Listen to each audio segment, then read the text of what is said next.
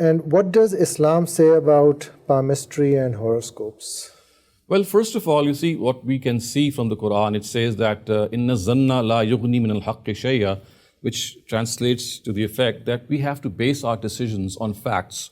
We must base our decisions on things that can be verified.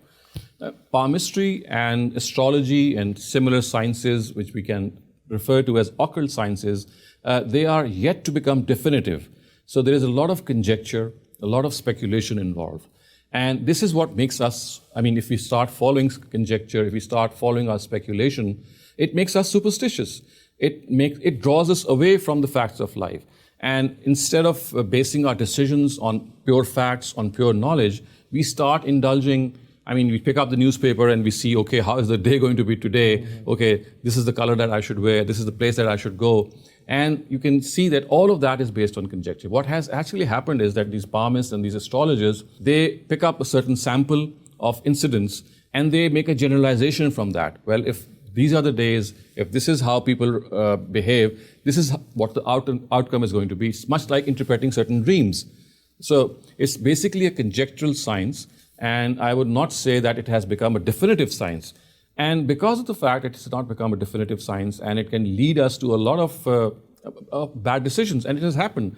I have seen people make this decision of not choosing to go for a very lucrative job or accepting a marriage proposal simply because they thought, well, it is augurs against what they had sought after from an astrologer or from a palmist. Because the opinion of a palmist or astrologer would be, well, you should not go to this place for a job, or you should not accept the hands of such and such a person for marriage. And they have, it has been a grossly, I would say, a very bad decision because of the fact that the decision was never based on facts. It was, again, based on conjecture. And ultimately, it would have caused a lot of harm. Had it been made on the basis of facts, it could have been wrong even then. Mm-hmm. But then, that would have been a human error.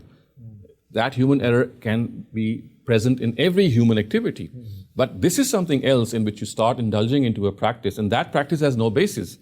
And how can you, even think of doing that? So this is the reason why Quran says that inna zanna la yughni min al-haqqi shay'a. This conjecture cannot take place, can replace definitive knowledge. And we do find hadiths of the Prophet, narratives of the Prophet, which strictly say that we should not go to such palmists and astrologers or fortune tellers because they have nothing definitive. And another thing which is important is that why would the Almighty choose to reveal the future? Because you see, one of the greatest tests is that future that all of us are going to pass through. So keeping the future or the future outcome hidden is one of the ways in which God tries us. If He's going to expose our future through these astrologers in a way that we get to know what's going to happen, it would be a mockery of the test that we are going to go through. So I think, again, from the standpoint of the test, and the standpoint of the fact that we have been sent with a purpose, this would have been something which the Almighty perhaps would never have allowed in the very first place.